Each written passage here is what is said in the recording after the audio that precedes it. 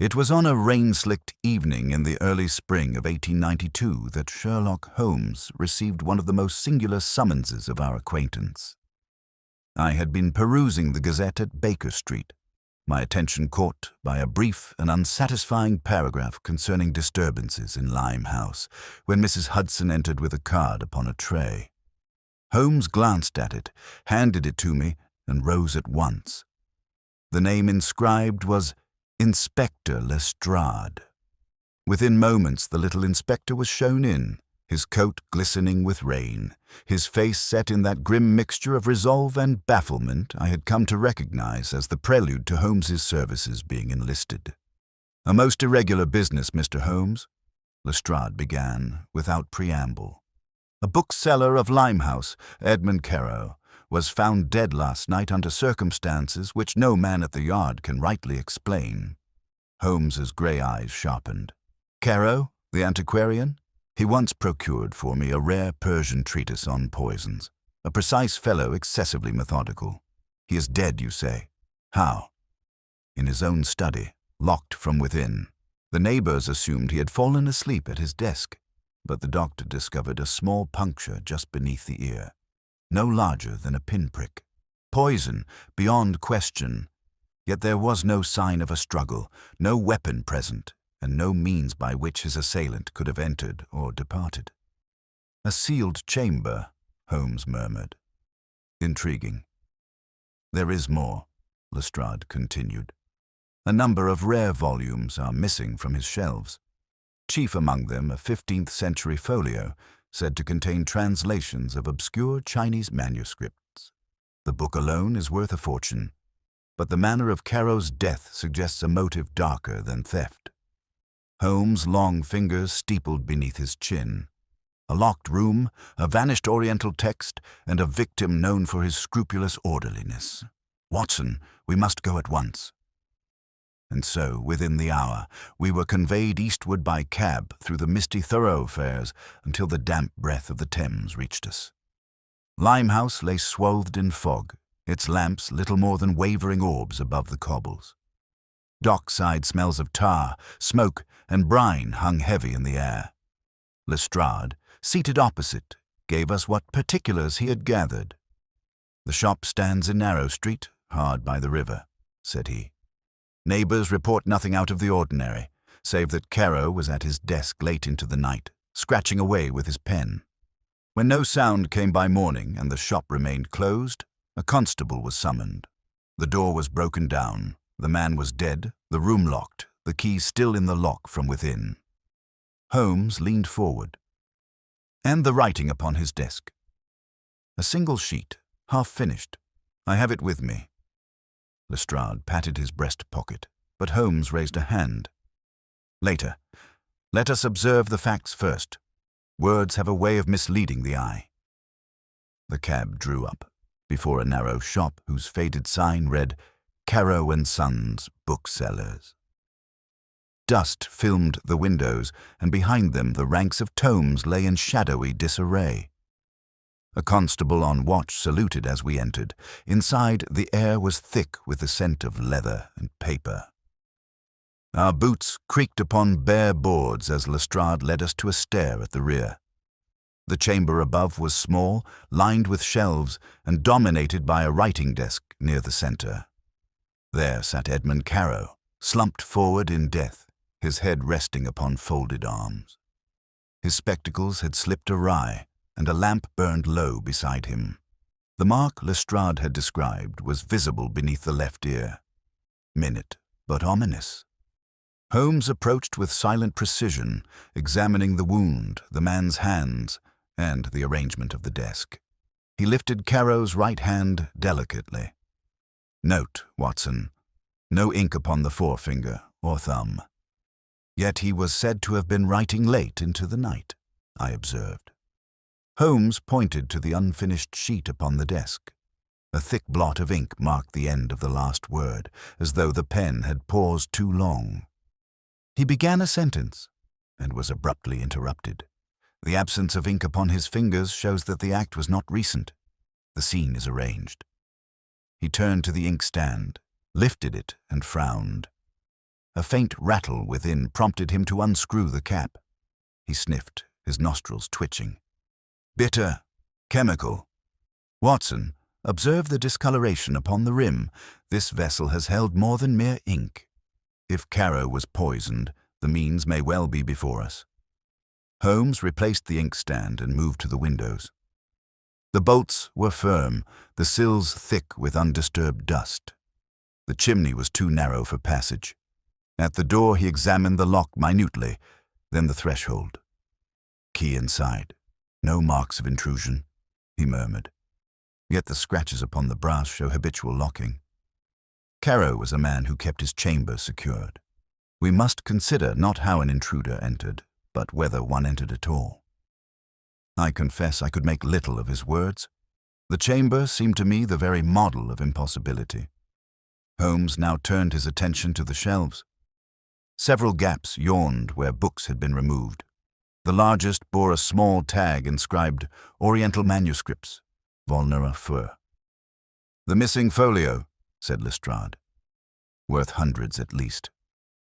To some, knowledge is worth more than gold, Holmes replied gravely.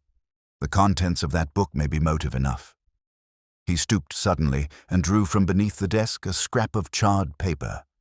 It bore jagged symbols in some Eastern script I did not recognize. Holmes pocketed it without a word. Neighbors? He asked. They claim Caro was reserved, spoke little, but received visitors. Foreigners mostly. 2 nights past, a tall Chinaman was seen entering. That is all. Holmes regarded the corpse for a long moment, then turned to us with quiet intensity. The manner of death, the posture at the desk, the absence of ink, the poisoned inkstand, the missing folio, each fact is plain. Yet the weave of their pattern remains concealed. Lestrade, I shall require the coroner's report, Caro's correspondence, and any record of his transactions. Above all, watch the markets for that book. If it passes into certain hands, the consequences may be grave indeed. You speak as though you already know who killed him, Lestrade protested. Holmes smiled thinly. Not who? Not yet. But the circle narrows. Come, Watson, the riverfront awaits us. Limehouse has secrets, and Caro's death is but the surface of them. Together we descended the narrow stair, the creaking boards echoing in the silence. Outside, the fog had thickened, and the lamps glowed faintly above the wet cobbles. As Holmes strode ahead with that peculiar tension which heralded his deepest concentration, I felt the thrill of a case beginning in earnest, one that promised to test even his extraordinary faculties. Holmes walked at a brisk pace through the dripping alleys, his head bent and his keen eyes darting from shadow to shadow, as though every gutter and gas jet held its own testimony. I confess that I struggled to keep up, for he moved with that singular intensity which always gripped him when a mystery was fresh upon his mind. Lestrade followed in our wake, muttering about wasted time and uncooperative neighbors. At the corner of Narrow Street we came upon a cluster of riverside folk, rough laborers, fishmongers, and sailors' wives, who had gathered to gossip of the bookseller's death. Holmes paused before a grey-haired woman with sharp eyes who leaned upon her broom. "You are Mrs. Larkin, the charwoman?" he asked with his abrupt courtesy. "Aye, sir. Cleaned Mr. Caro's shop twice a week, I did. A quiet man, neat as a pin." "Did he receive many visitors?" "Not many, but 3 nights ago there was a tall foreign gentleman. Black hair, tied back, spoke poor English. Caro had him in the upstairs room for near 2 hours. I heard voices raised, though not in anger, more like a heated discussion. Then the fellow left with a parcel under his arm." Holmes' eyes gleamed. "And yesterday?" She shook her head. "No callers that I saw. Mr. Caro stayed locked in." Holmes gave a slight nod and moved on. To me he murmured, "Our Chinaman again." But what was the nature of their dispute, and what was in that parcel? Already, Watson, the shadows lengthen. Lestrade snorted. "We shall have the fellow rounded up by nightfall.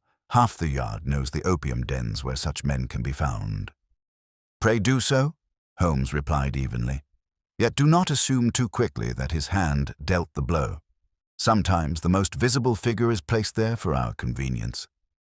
We pressed further along the river until Holmes halted before a public house, low-roofed and disreputable. A painted board proclaimed it the Dragon and Eel. From within came the sound of rough laughter and the sour reek of spirits. Holmes pushed open the door and entered. The landlord, a burly fellow with a scar across his cheek, eyed us warily. We don't want no trouble. Holmes produced a sovereign and laid it upon the counter. Information only. A tall Chinese gentleman, black hair, seen here of late? The man's eyes flickered. Maybe. Name of Lin. Keeps to himself mostly. Talks books more than cards, which makes him odd company in these parts. Books, you say? Aye, spent many a night jawing with Caro about old volumes. Caro seemed to trust him more than most, but I heard tell they fell out over some deal. Lin said Caro meant to cheat him. Haven't seen him since yesterday. Holmes slid the coin across. If he returns, you will inform Inspector Lestrade here. You may rely upon it. Back in the street, Lestrade rubbed his hands. There you are, Holmes. Quarrel, missing book, sudden disappearance. We have our man. Holmes's smile was as fleeting as it was cold. So it would appear. But appearances, Lestrade, are the very devil in Limehouse. Consider, if Lin wished Caro dead and the folio stolen, why linger in the neighborhood to be seen? Why quarrel publicly when silence would have served him better? No, the picture is too tidy. We must beware of the convenient suspect. We returned to the shop once more, where Holmes examined the unfinished sheet of writing that Lestrade had carried in his pocket. It contained a single sentence. The truth of the matter is that knowledge, followed by the blot of ink where the pen had faltered. A message, perhaps, I suggested. Or merely the beginning of some letter, Lestrade countered. Holmes studied the strokes. The hand is firm, deliberate. Caro was no man to leave sentences half-finished, unless, of course, he was compelled to do so. He replaced the sheet. Watson, your medical eye, the puncture behind the ear, could it be self-inflicted? I started. Impossible. The position is awkward, the depth precise. Moreover, no instrument is at hand. He could not have contrived it unaided. Just so, said Holmes softly. Therefore, someone else contrived it, but not in the ordinary way of dagger or pistol. A device, perhaps, subtle and delicate, fit for poison. Holmes now turned to the charred scrap he had recovered. By the lamplight, he revealed more of the writing. It was jagged, hurried in Chinese characters beyond my comprehension. Yet at the corner was an English word scrawled in haste. Harbor. Interesting, he murmured. The east and west upon one page. A clue or a blind? Time will tell.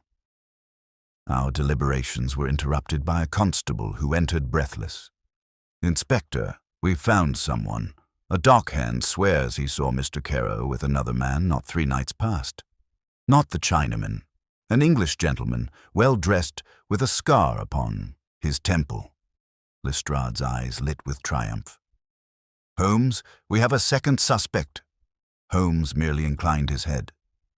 Excellent. Bring him forward. But remember, every added figure complicates the pattern, and not always in the direction one expects.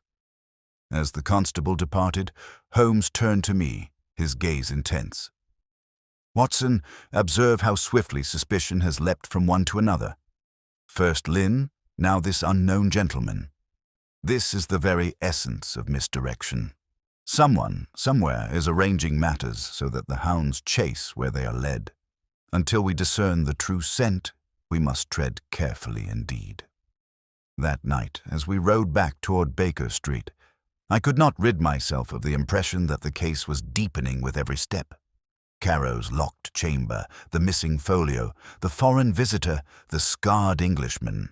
Each clue seemed to promise clarity, yet each only wrapped the mystery tighter. Holmes sat silent beside me, his eyes closed, his long fingers tapping upon his knee in restless rhythm. "Are you disheartened, Holmes?" I asked quietly. "On the contrary, my dear Watson," he said, opening his eyes with a sudden gleam. "The game grows more interesting with each move. Tonight I shall consider our scarred Englishman, for in him I scent a motive not of theft, but of fear. And fear, Watson, is the most instructive companion in murder." The following morning dawned pale and damp, and found Holmes already astir when I descended to breakfast. He was bending over the table, where he had spread out the scrap of charred paper and the unfinished sheet of Caro's writing.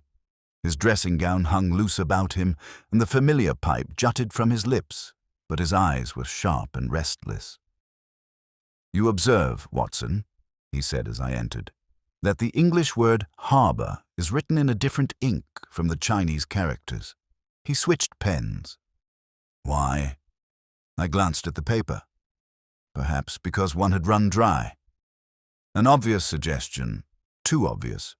If Caro were calmly corresponding, he would have dipped his pen afresh. Instead, he seized another and scrawled a single English word amidst the Chinese script. "That, Watson, smacks of urgency. The word is not the end of a sentence. It is a signal." To whom? Possibly to us, though he could not have known we should ever read it.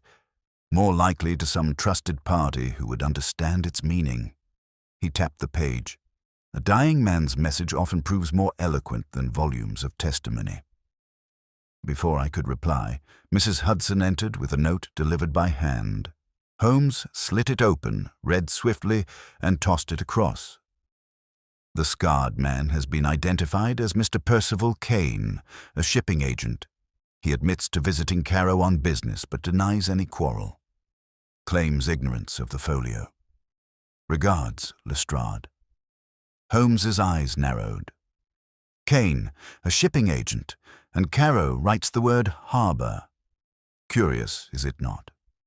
We were soon in a cab once more, summoned by Lestrade to Limehouse for the formal questioning of Kane. The man awaited us in the back room of a riverside police station. He was tall, broad-shouldered, with an angular face and a scar running from temple to jaw. His attire was respectable, though worn at the cuffs, and his expression alternated between indignation and unease. "You must understand," he said hotly. "I had legitimate dealings with Caro. He procured rare volumes for clients of mine abroad. Collectors, scholars, even officials in Hong Kong. Our conversation was purely professional." "Yet you were seen in earnest discussion with him late at night," Lestrade pressed, "and a valuable folio is missing." Kane's scar twitched as his jaw tightened. "Yes, we spoke, but not of that book. Caro had information about certain shipments I was arranging. He threatened to expose matters best left quiet if I did not meet his price." Holmes's voice cut in softly. "Blackmail, then?" Kane hesitated, then inclined his head. "Call it what you will. I swear I never laid a hand on him. When I left, he was very much alive. I knew nothing of his death until the constable came knocking." Holmes studied him with unreadable calm. "You are aware, Mr. Kane, that your scarred face renders you memorable. Any man plotting a secret deed would be ill-served by such distinction." The agent colored but held his ground. "Say what you like. I have nothing to hide." Lestrade muttered that the fellow was lying, but Holmes made no accusation. Instead, he requested a private word with us outside. "You see, Watson," he murmured, "the noose seems to draw around Kane. A scarred face, a quarrel, an accusation of blackmail. The case appears ready-made, and yet—" He paused, his eyes distant. "It is too well ordered. Reality is seldom so accommodating. There is a thread here that does not fit." "And what is that?" I asked. "Consider the puncture behind Caro's ear. A delicate wound contrived by a subtle instrument. Is that the work of a shipping agent accustomed to ledgers and cargo manifests, or of a hand more practiced in artifice?" He would say no more, but when Kane was released under Lestrade's watch, Holmes led me back toward the shop once more. The constable at the door admitted us, and Holmes made straight for the desk. He turned over the sheets, examined the blot of ink, then moved to the shelves with abrupt focus. "See here, Watson. Dust outlines the absent folio, yes. But look again. The edges of the gap are smeared, as though a careless hand brushed against them recently. And more. Observe the shelf below." I bent close. There, faint but undeniable, was a smudge of red wax. "A candle seal," I exclaimed. "Precisely. Caro must have sealed some document, perhaps a letter, not long before his death. Yet no such letter has been found. Where then is it?" He dropped to his knees and ran, a thin blade along the back of the shelf. With a flick, he prized loose a narrow slip of folded paper wedged behind the wood. He opened it carefully. Upon it were written several lines in Chinese, followed by a hurried signature in Caro's hand. Holmes's face grew taut with concentration as he scanned it. As I suspected, a contract of some kind, but incomplete. Caro was forced to conceal it, and see here, the seal bears an impression not of his own signet, but of another, a dragon entwined about a lotus. I stared at him blankly. "It is the emblem," Holmes said slowly, "of a society I've encountered before in darker corners of the city. An Eastern Brotherhood with tendrils in trade, opium, and worse. If Caro was entangled with them, his death takes on a very different complexion." "But why would they kill him?" I asked. "Because he betrayed them. The missing folio, the concealed contract, the dying word harbor. Each points not to simple theft, but to smuggling, knowledge withheld, and a secret too dangerous to leave in one man's hands." At that moment, footsteps sounded on the stair, and Lestrade re-entered with evident agitation. "Holmes, we've news. The Chinese fellow, Lin, has been found near the docks. He swears Caro gave him the folio for safekeeping, claims he feared for his life." Holmes's eyes flashed. "At last, the pieces move. Bring him to me, Lestrade. But mark this. Whether Lin speaks truth or lies, the heart of the matter is not yet revealed.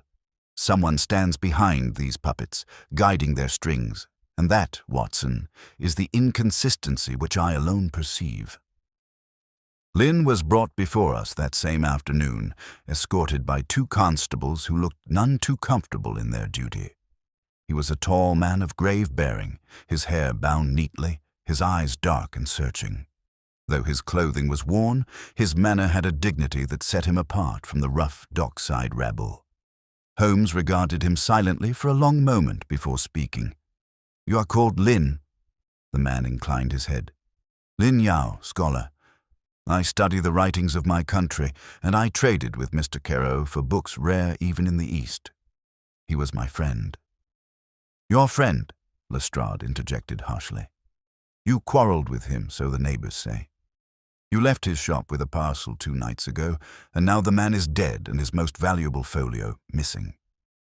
Lin met the inspector's accusation with calm restraint. "Yes, we disagreed.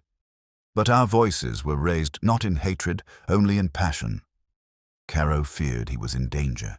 He entrusted to me the folio you seek, asking me to guard it until he should send word. I did not kill him. I came to protect what he valued." "You expect us to believe that?" Lestrade scoffed. Holmes raised a hand. "Produce the folio, Mr. Lin." From within his coat, the man drew a wrapped bundle and laid it upon the table. The paper crackled as Holmes unwrapped it to reveal a heavy volume bound in worn leather. Inside, the pages were thick, covered with columns of Chinese characters interspersed with Latin notations. Holmes turned them with delicate care, his face unreadable. "You are aware," he said at length, "that men have killed for less than this." Lin bowed his head. "I know. That is why I took it. He begged me to, and I kept it hidden by the harbor." The word struck me at once. "Holmes, harbor!" "Precisely, Watson," Holmes said softly. Caro's dying word was not random. He meant us to look to Lin, who kept his trust there. He knew Lynn would understand. Lestrade looked torn between relief and frustration. If that's true, then the fellow is cleared, but we are no nearer to the killer. Holmes's thin smile flickered. On the contrary, Lestrade, we are much nearer. The folio is intact. Its return will stir those who wanted it silenced. Mark my words, we shall soon have more evidence than we desire. That prophecy proved truer than I could have imagined. We had scarcely returned to Baker Street with the folio when a messenger arrived, breathless, at the door. He carried a note from the yard. Another body had been discovered. This time, not a reclusive scholar, but a dockside informer known to the police as Red Jack. His corpse had been found floating in the Thames near Wapping, a puncture wound identical to Caro's behind the ear. Lestrade's note ended with a blunt appeal. "Holmes, this is spreading. We need you at once." Holmes read it, his face grave. "So, Watson, the poisoner has struck again. Our bookseller's death was no isolated act. It is part of a chain." We hurried eastward once more. The scene at the riverside was sordid. The body of Red Jack had been laid out upon the wharf, his features bloated by the water, but the fatal wound still visible. The constable stood uneasy, for the manner of death was too reminiscent of Caro's. Lestrade greeted us grimly. He was a known toot, sold scraps of information about cargoes and ships. Someone silenced him the same way as Caro. "We found nothing on his person save a scrap of paper with the same dragon and lotus seal you showed me yesterday." Holmes's eyes darkened. "Then the hand behind both deaths is the same? Caro knew too much and was silenced. Red Jack, too. The society of the dragon tightens its grip." He bent over the corpse, studying the puncture with his glass. "Note, Watson, how clean the entry is. A narrow instrument, hollow perhaps, to deliver liquid poison swiftly. Such a weapon is not common in England, but I have read of its use in the East. A steel needle, hollow like a syringe, tipped with venom. To employ it here suggests a foe both resourceful and trained." Lestrade looked shaken. "Are you saying an organization has sent an assassin loose in Limehouse?" "I'm saying, Inspector," Holmes replied, "that 2 murders have been committed in a fashion too singular to be coincidence. Someone wishes to suppress knowledge contained in this folio and to erase any who stand between it and their designs." Lynn, who had accompanied us silently, now spoke with urgency. "There are men in London, Mr. Holmes, who act in secret for powerful societies abroad. They will kill without hesitation to guard what must not be revealed. Caro trusted me because I am of his world of books, not of their world of knives. But if they know I still live, they will come for me as well." Holmes placed a hand upon the folio. "And for this book most of all, which means, Watson, that it is not we who must seek the murderer. The murderer will come seeking us." That night, back at Baker Street, Holmes worked late with the folio spread before him. I watched him trace the columns of Chinese script with a finger, his lips moving in silent calculation. At last, he closed it with a snap. "These are translations of ancient treatises on poisons, some known, some unknown to European science. To one who masters them, the body itself is an open lock. Caro must have recognized its danger. He may have tried to bargain with Cain or to sell it abroad. But the brotherhood behind the dragon and lotus could never permit it. They struck him down with the very knowledge he sought to profit from." "And Red Jack?" I asked. Likely he too possessed a fragment of their secret. Perhaps the knowledge of who carried the weapon. He was expendable. His death is a warning, and that warning, Watson, is directed at us." He rose, pacing the room. "We must act before another blow falls. Cain is still in play. Lynn's life is endangered, and somewhere in Limehouse lurks the hand that holds the poison needle. Until we find it, none of us is safe." Even as he spoke, a rap came upon the door below, followed by Mrs. Hudson's anxious voice. Moments later, she entered with a telegram. Holmes tore it open. His face hardened. The message was brief. "Percival Cain attacked outside his office, alive but near death. Summon Holmes. Holmes flung on his coat. "The second blow has fallen, Watson. Not against obscure rogues now, but against our shipping agent. This case is no longer a curiosity of a dead bookseller. It is a battle against a hand that will strike at anyone who crosses it. Come, the night grows short." And with that, we were off again into the fog of London, the stakes mounting with every step, the shadow of the Dragon Society lengthening across the city. We found Kane lying upon a narrow cot in a private ward of the infirmary, his face pale and contorted with pain. A doctor bent over him, shaking his head gravely. The agent's breathing was shallow, his pulse thready, but he clung to life by some tenacious thread of will. The wound was the same, a pinprick behind the ear, reddened faintly, and the faint odor of bitterness that Holmes had already noted with Caro. "He was attacked in the street not 20 paces from his office," Lestrade explained, his voice taut with anger. "No one saw the assailant clearly, only a shadow slipping into the fog. This cursed weapon is like the sting of a wasp, silent, invisible, and deadly." Holmes leaned over Kane, his keen eyes searching every detail of the injury. "Astonishing," he murmured. "The same subtle instrument, the same venom. Yet here he lingers when Caro perished outright. Why should one man succumb instantly while another resists?" He drew back, his brow furrowed, then abruptly turned and paced the ward, his hands clasped behind his back. The suddenness of his movement startled even me, for I had rarely seen him so restless. He muttered fragments beneath his breath. Dosage, resistance, preparation of tissues, timing. Words that meant little to me but clearly haunted his thoughts. At last he stopped, seized my arm and whispered urgently, "Watson, note every fluctuation of Kane's pulse, every change in his color.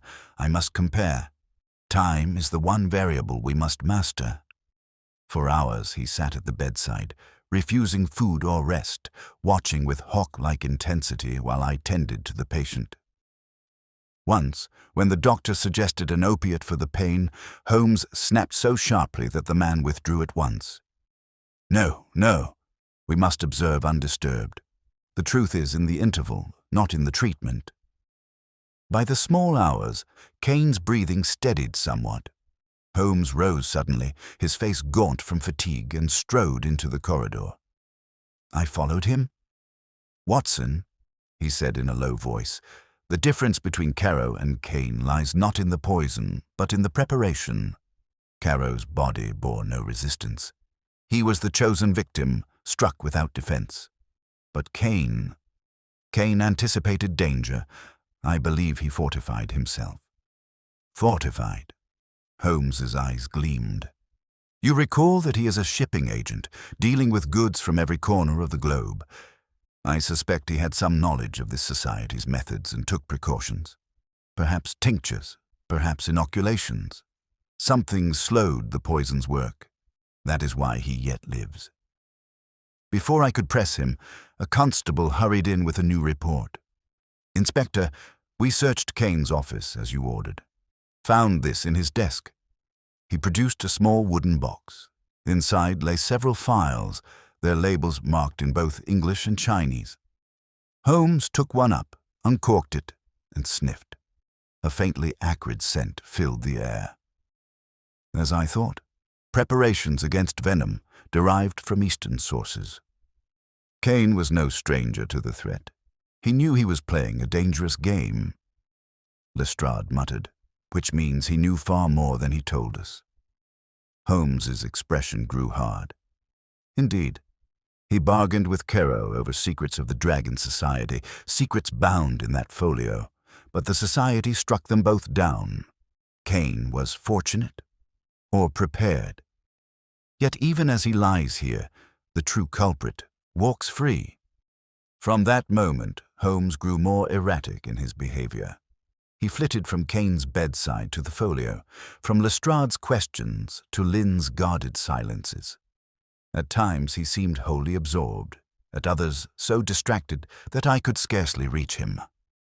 Once, at dawn, I found him sketching strange symbols upon scraps of paper, muttering about the alignment of tides and ships' manifests. "Holmes," I said at last, "you drive yourself too hard. A night without sleep, and now these ravings—" "Not ravings, Watson," he interrupted sharply. "Connections. The folio speaks of poisons drawn from sea creatures, their potency affected by the lunar cycle. Kane's shipments, the Society's emblem, the word harbour, all point toward the river. The Thames is no mere backdrop, it is the artery of their design." His eyes burned with feverish intensity, and I confess I began to fear for his health. Yet even in that erratic state, his deductions carried a force that compelled belief. By noon, Lestrade returned with news. Red Jack's associates have been questioned. One swears he saw a scarred Englishman, Kane again, meeting with an Oriental near the docks the night before Caro's death. They exchanged papers. That ties him in neatly. Holmes flung down his pencil. "Neatly? Far too neatly, Inspector. Every step of this case thrusts Kane forward as the villain. Yet I tell you, he is not the hand that wields the poison needle. He is but another pawn, expendable, like Caro, like Red Jack.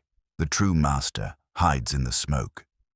He rose abruptly and declared that we must return at once to the bookseller's shop. Lestrade protested, but Holmes would brook no delay. Back we went, threading once more through Limehouse's alleys until we stood again in the chamber where Caro had died. Holmes moved like a man possessed. He examined the shelves anew, scrutinized the lamp, tapped the boards, even measured the distance from desk to window with long strides. Finally he stopped, staring intently at the blot of ink upon the unfinished sheet.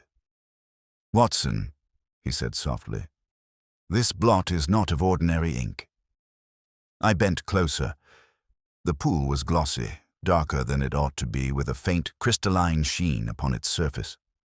Holmes produced a small reagent from his pocket and touched it to the stain. It hissed faintly, releasing a bitter odor. "There," Holmes exclaimed. "Caro was poisoned not by a needle, but by his own pen. The inkstand was tampered with. When he dipped his pen, the poison entered the blotter, rose with the fumes, and struck him down as he wrote. The puncture behind his ear was administered after death.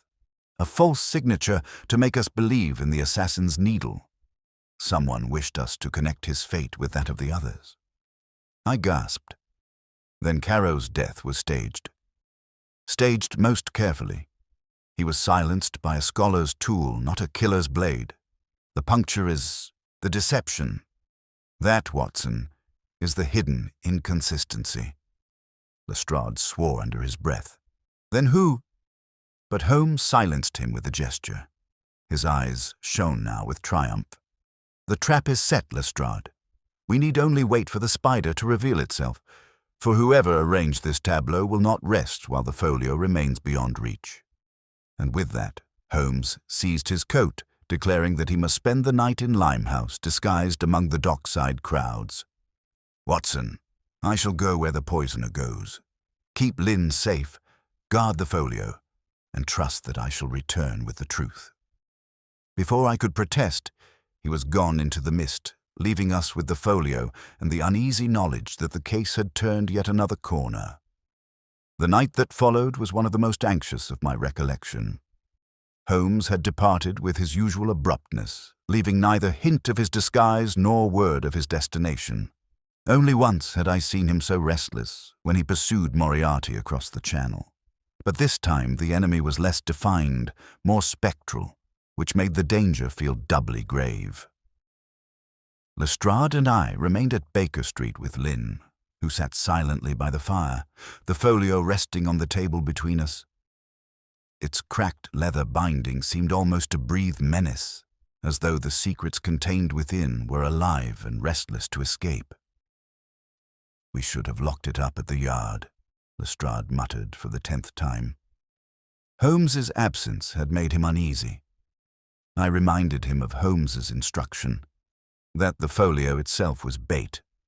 Yet I confess I felt little comfort in keeping so perilous a volume under our roof. It was well past midnight when a knock came at the door.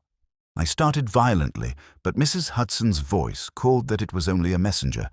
A slip of paper was handed in, unsigned, but in Holmes' angular scrawl, "All is in motion. Keep the folio close. Do not stir until I send word. H." The note reassured me, but not Lestrade. "He plays too fine a game," the inspector growled. "If he's masquerading among that rabble, one slip of his tongue and he'll end in the river like Red Jack." Toward dawn, as the lamps guttered low, Holmes returned at last. His face was dark with grime, his coat torn and his voice hoarse, but his eyes burned with the fire of discovery. "Watson, Lestrade, I have supped at the table of the dragon." He flung himself into a chair and seized a glass of brandy. I entered their den in disguise, a sailor newly arrived from Singapore. They took me in readily enough. I played at ignorance, listened, observed. They are a brotherhood indeed, bound by oath and symbol, and their master walks among them, a man known as Shen, though he carries himself more like a lord than a dockside ruffian. "Did you learn their intent?" I asked. Holmes nodded grimly. "They seek the folio above all. Caro betrayed them by withholding it. Kane tried to bargain with them. Red, Jack carried word of their dealings. All three were silenced. But tonight I overheard Shen declare that the book lies still in London, and that it must be taken before dawn of the next tide, when a certain vessel, the Celestial Star, sails from the harbour. He means to bear it away beyond our reach."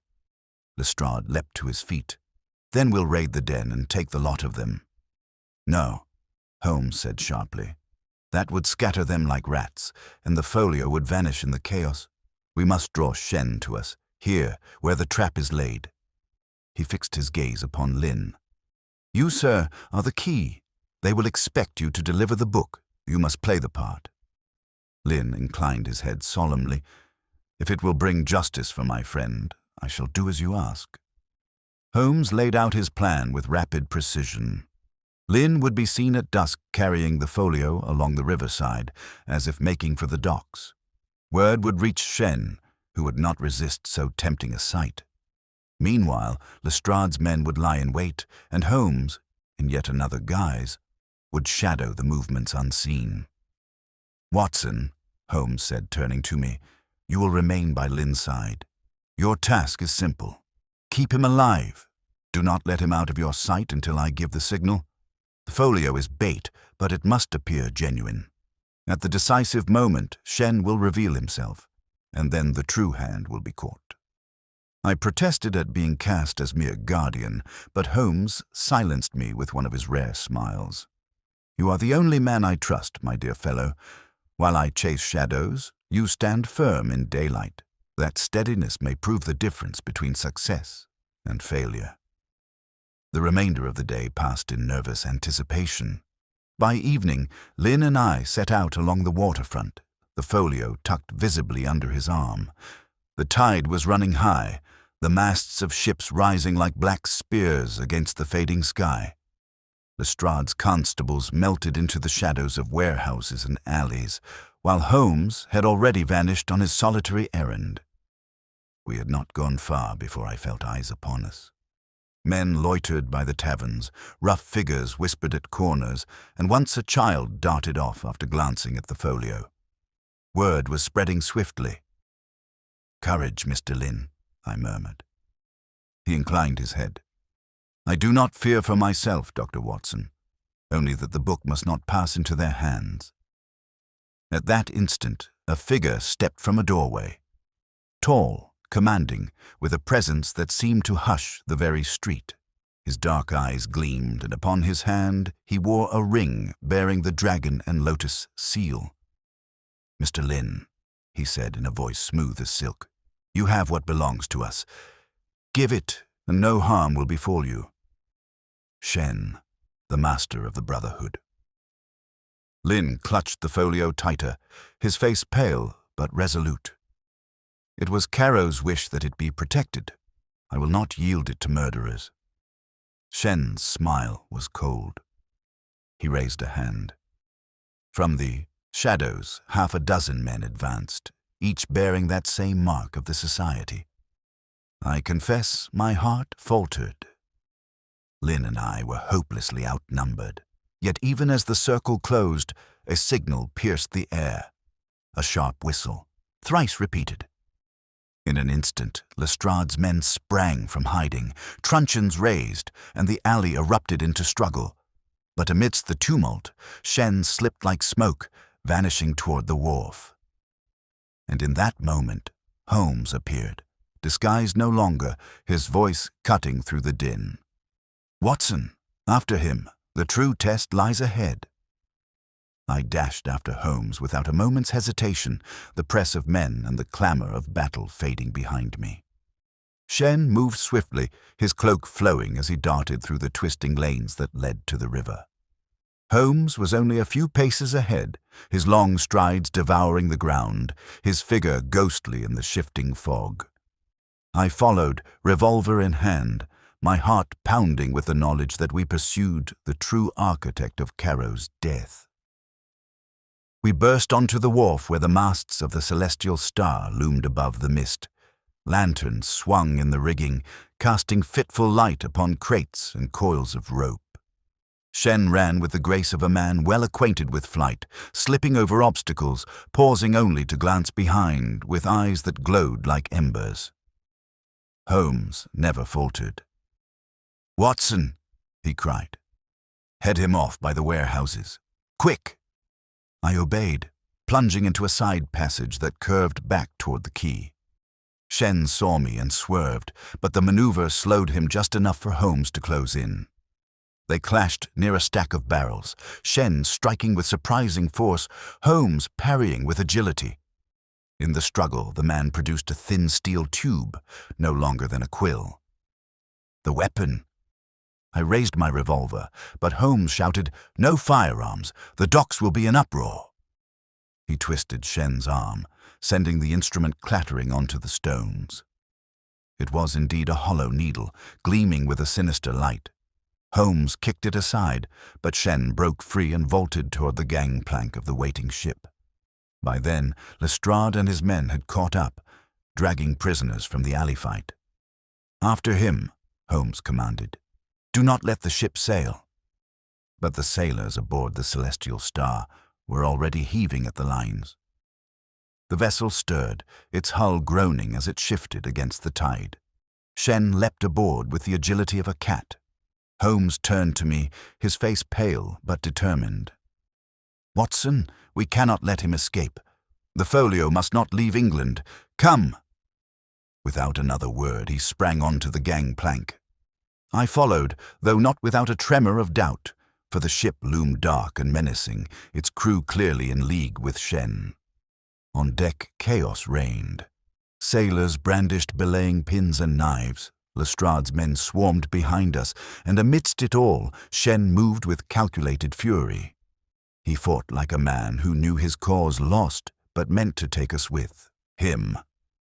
Twice he reached for a hidden blade. Twice Holmes struck it from his hand. At the height of the melee, Holmes gave a signal. 2 constables who had circled round cut the mooring lines before the crew could secure them. The ship drifted sideways, its gangplank collapsing into the water with a splash. We were committed now. None could leave until the tide or the yard decided otherwise. Cornered, Shen made for the captain's cabin. Holmes pursued, I at his heels. We burst inside to find a table strewn with charts, ledgers, and, most damning of all, several small phials of clear liquid marked with the dragon and lotus seal. "Proof, Watson," Holmes exclaimed. This ship was their vessel of smuggling, their channel of poison into Europe. Shen gave a low laugh. "You are clever, Mr. Holmes, but cleverness will not save you. The book will return to its rightful masters, and you will not live to boast of your discovery." With a sudden motion, he seized one of the phials, hurling it against the deck where it shattered, releasing a vapor so acrid that I staggered back, choking. Holmes, however, had anticipated the act. He whipped a cloth from his pocket, wrapped it about his face, and flung open the cabin window. Fresh air rushed in, dispersing the fumes. In the confusion, Lestrade's men forced their way inside. Shen fought with desperate strength, but numbers prevailed. At last he was dragged down, his wrists bound with cord, the dragon ring torn from his finger. He spat a curse in his own tongue, but the battle was ended. Holmes stood over him, his chest heaving. "Your poisons will trouble London no longer," he said coldly. "Caro paid for his folly, Kane nearly for his ambition, Red Jack for his treachery, but you, Shen, you shall answer to English justice." Lestrade, flushed with triumph, clapped his hands. "By heaven, Holmes, you've done it again. The Yard will sing your praises." Holmes shook his head. "Spare me the chorus. The true praise belongs to those who endured the danger. Watson, you were steady as ever. Lynn, loyal in his trust. And you, Inspector, for once showed patience enough to let the trap spring." Shen was hauled away with the remnants of his crew, and the Celestial Star impounded. Only then did Holmes allow himself a moment's rest, leaning heavily upon the rail as the tide lapped darkly below. "Holmes," I said softly, "you risked your life without hesitation." He gave a weary smile. "The balance was too delicate for hesitation, Watson. One moment lost, and the knowledge in that folio would have crossed the seas. I could not permit it." Lestrade approached with a satisfied air. "You'll give testimony, of course. With Shen's weapon, the poisons, and the witnesses. The case is ironclad. They'll not wriggle out of this net." Holmes' expression grew distant. "Ironclad, perhaps. Yet I wonder, Inspector, whether we have captured the spider or only its emissary. The emblem of the dragon is widespread, its roots deeper than the Thames itself. Shen was but a branch of the tree. The trunk remains unseen." With that somber thought, he turned away, signaling that our work was not yet complete. The following evening found us once more in the sitting room at Baker Street, the fire burning low and the fog pressing against the windows. Lynn sat quietly by the hearth, his face weary but resolute. Lestrade occupied a chair with a look of dogged satisfaction, though it was plain that more than a few threads of the case remained beyond his grasp. Holmes, pale from fatigue yet invigorated by triumph, stood upon the hearthrug, his long fingers pressed together in the familiar steeple. "You desire an account of the matter, gentlemen," he began. "Very well. Let us consider first the facts as they presented themselves. Edmund Caro, a bookseller of Limehouse, is found dead in his locked chamber, apparently felled by a poisoned needle. A valuable folio of Oriental manuscripts is missing. Suspicion points first to Lynn, then to Percival Kane, the shipping agent, and finally to Shen, the so-called master of the Brotherhood. Each step seemed plausible, and yet each concealed the deeper truth." Lestrade shifted impatiently. "And that truth is—" Holmes's eyes glinted. "That Caro was not slain by a needle at all. Observe the inconsistency. The puncture behind his ear was precise, but his fingers bore no trace of ink, though he was said to be writing. The unfinished sentence and the blot told the story. He had dipped his pen into ink that had been tampered with. The fumes themselves were sufficient to overcome him, as recorded in certain passages of the folio. Death came swiftly, and afterwards the false wound was inflicted to imitate the Brotherhood's dreaded weapon. It was a deliberate misdirection, meant to persuade us that Caro and Red Jack had fallen to the same hand. I could not restrain my astonishment. Then who tampered with the inkstand? Caro himself, Holmes replied calmly. He was engaged in bargaining, foolishly, recklessly, with both Kane and the Brotherhood. He believed himself clever enough to play one side against the other. In truth, he grew fearful that Shen meant to silence him. His stratagem was to prepare the inkstand with poison, intending to use it against his visitor. But he misjudged.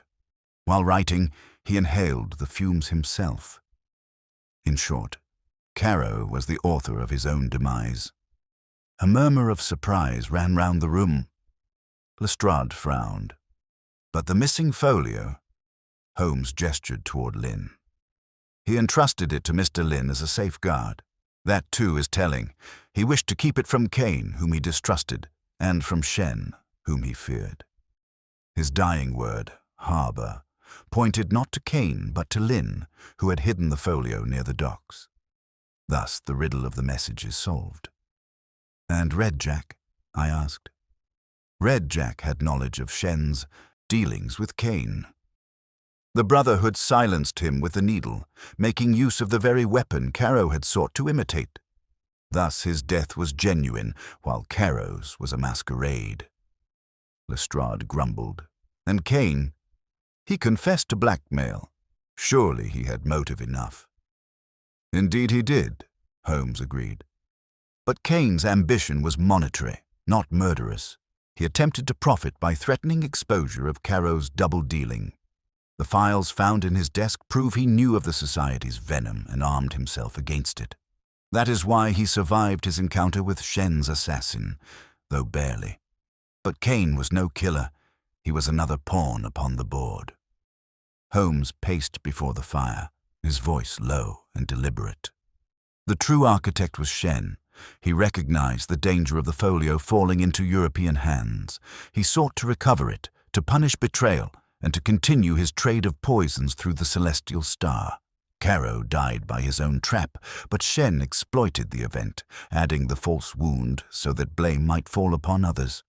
In this way he hoped to confuse pursuit and reclaim the folio without suspicion. He paused, his gaze resting upon the leather-bound volume that lay upon the table. That book, gentlemen, is the heart of the matter. Within its pages lie secrets of such subtlety and potency that to unleash them widely would be disastrous.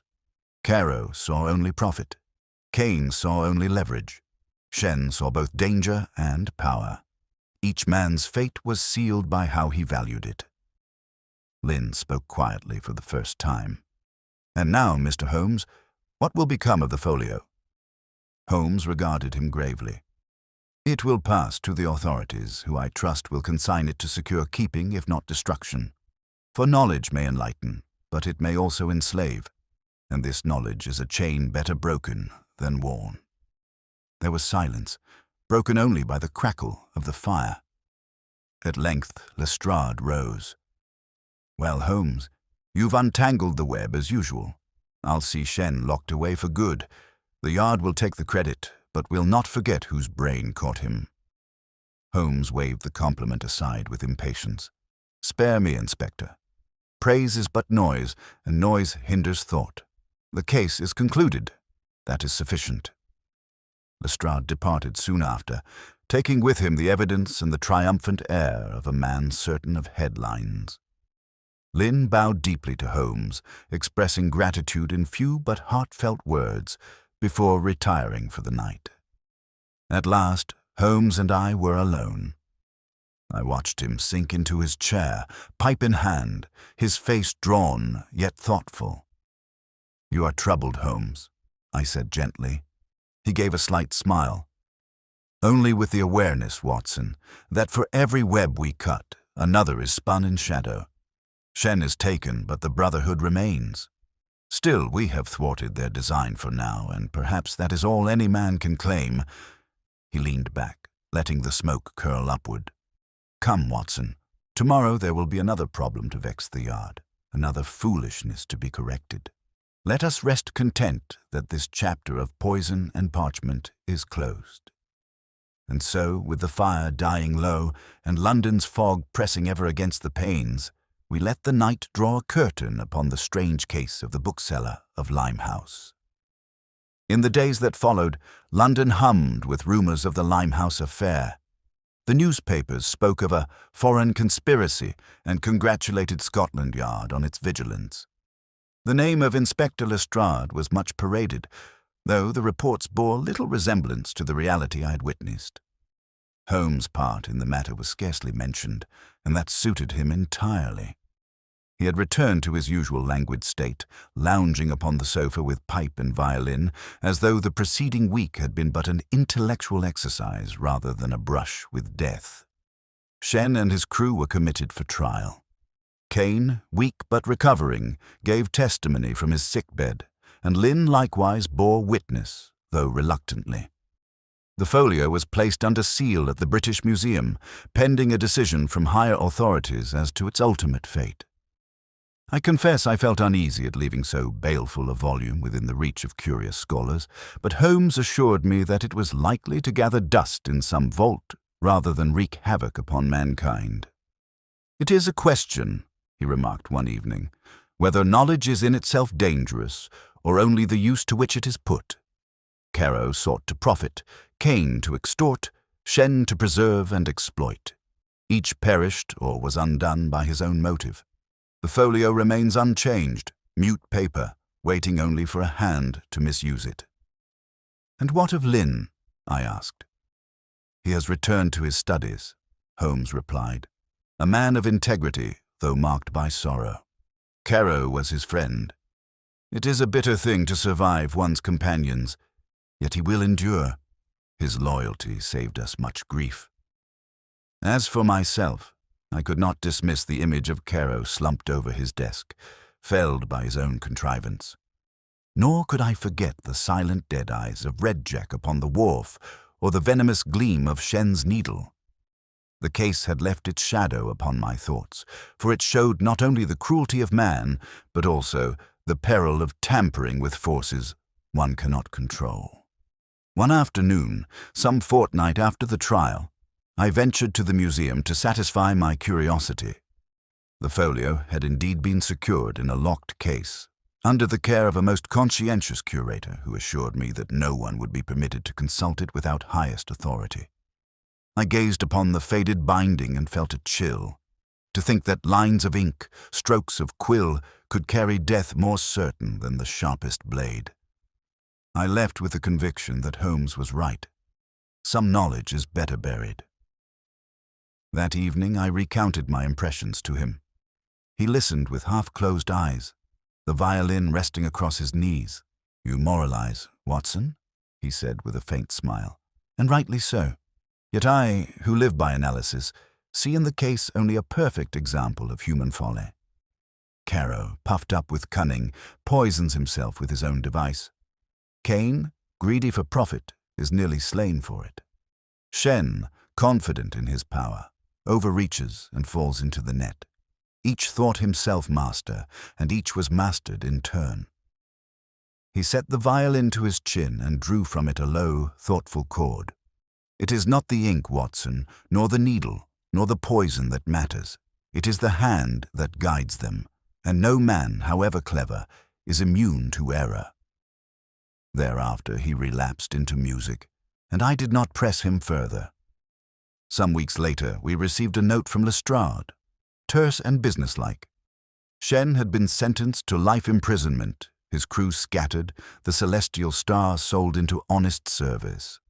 The Yard congratulated itself on having nipped a foreign plot in the bud. Holmes glanced at the note and tossed it into the basket. "Another spider caged," he remarked, "but the web remains." It was characteristic of him to dismiss the triumph so lightly. For my own part, I felt satisfaction that justice had been done, though I knew in my heart that he was right. Such societies are hydras, sprouting new heads where old are cut away. Still, we had played our part, and perhaps spared London further bloodshed. The last I heard of Lin was a letter, brief and dignified, thanking Holmes for his aid and enclosing a small volume of translations he had completed. It bore a dedication in careful English. "To Sherlock Holmes, who reads more swiftly in men than I in books." Holmes read it with a rare softness in his eyes before placing it upon his shelf among other mementos of our cases. Thus ended the affair of the Bookseller of Limehouse. Looking back upon it now, I see it as a tale of shadows and secrets, of men blinded by greed, of knowledge too perilous for human hands. Yet above all, it is to me another testament to the brilliance of my friend, to his tireless pursuit of logic amid chaos, his courage in the face of unseen foes, and his disdain for all honors save the satisfaction of a riddle well solved. I remember our final conversation on the matter as we walked along the embankment on a rare clear day. The Thames sparkled, gulls wheeled above, and London bustled in its endless vitality. I remarked that the city seemed oblivious to the dangers it had so narrowly escaped. Holmes gave a short laugh. "Oblivion, Watson, is a blessing. Were the public to perceive every shadow that passes above its head, it would go mad. Better that it trust in the constable's whistle and the sweep of the gas lamp, never guessing how fragile the fabric truly is. Our duty is not to proclaim the peril, but to remove it quietly, leaving the world free to go about its petty affairs." He paused, gazing at the river with that faraway look I knew so well. "Besides, what is one dragon among so many? The game, my dear fellow, is endless, and therein lies its charm." With that he turned, his coat flaring in the breeze, and strode off toward Baker Street, his stride as brisk as ever. I followed, as I had so often before, marveling at the strange destiny that had joined me to such a man. And so the curtain falls upon the case of the Bookseller of Limehouse, a case that began with a locked room and a blot of ink, and ended with a brotherhood unmasked, a book of death secured, and Sherlock Holmes once more the quiet conqueror of enigmas too dark for ordinary minds.